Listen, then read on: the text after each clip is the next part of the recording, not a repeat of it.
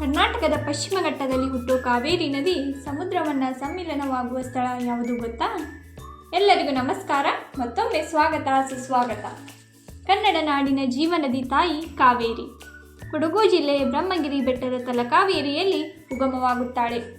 ಕರ್ನಾಟಕ ಮತ್ತು ತಮಿಳುನಾಡು ಸೇರಿ ಒಟ್ಟಾರೆಯಾಗಿ ಅಂದಾಜು 765 ಕಿಲೋಮೀಟರ್ ಕ್ರಮಿಸುತ್ತಾಳೆ. ದಕ್ಷಿಣ ಭಾರತದ 3ನೇ ಉದ್ದ ನದಿ ಮತ್ತು ತಮಿಳುನಾಡಿನ ಅತಿ ಉದ್ದದ ನದಿಯಾಗಿ ಗುರುತಿಸಲ್ಪಡುತ್ತಾಳೆ. ಸುಮಾರು ಉಪನದಿಗಳನ್ನು ಹೊಂದಿರುವ ಈ ಕಾವೇರಿ ನದಿಗೆ ಕೃಷ್ಣರಾಜಸಾಗರ ಜಲಾಶಯ, ಮೆಟ್ಟೂರು ಡ್ಯಾಮ್ ಮತ್ತು ಗ್ರ್ಯಾಂಡ್ ಡ್ಯಾಮ್ ಪ್ರಮುಖ ಅಣೆಕಟ್ಟುಗಳು. ಚುಂಚನಕಟ್ಟೆ, ಶಿವನ ಸಮುದ್ರ ಮತ್ತು ಹೊಗೆನ್ಕಲ್ಲಲ್ಲಿ ಜಲಪಾತಗಳನ್ನು ಸೃಷ್ಟಿ ಮಾಡುತ್ತಾಳೆ. ಕಾವೇರಿ ನದಿಯಿಂದ ನಿರ್ಮಾಣವಾದ 3 ದ್ವೀಪಗಳಲ್ಲಿ 3 ರಂಗನಾಥ ಸ್ವಾಮಿ ದೇವಾಲಯಗಳಿರುವುದೇ ವಿಶೇಷ. ಶ್ರೀರಂಗಪಟ್ಟಣ, ಶಿವನ ಸಮುದ್ರ ಹಾಗೂ ತಮಿಳುನಾಡಿನ ಶ್ರೀರಂಗಂ ಈ 3 ದ್ವೀಪಗಳು. ಇವುಗಳನ್ನು ಆದಿರಂಗ, ಮಧ್ಯರಂಗ, ಅಂತ್ಯರಂಗ ಅಂಥೇಳಿ ಕರೆಯಲಾಗ್ತೈತಿ. ಕಾವೇರಿ ನದಿ ಉದ್ದಗಲಕ್ಕೂ ಹರಿಯುತ್ತಾ ಬಂಗಾಳ ಕೊಲ್ಲಿಯನ್ನು ಸೇರುತ್ತಾಳೆ. ಹಿಂದೆ ಚೋಳರ ಮೊದಲ ರಾಜಧಾನಿಯಾಗಿದ್ದ ತಮಿಳುನಾಡಿನ ಕಾವೇರಿ ಪಟ್ಟಣಂ ಅನ್ನೋ ಜಾಗದಲ್ಲಿ ಕಾವೇರಿ ನದಿ ಬಂಗಾಳ ಕೊಲ್ಲಿಯನ್ನು ಸಂಗಮಿಸುತ್ತಾಳೆ.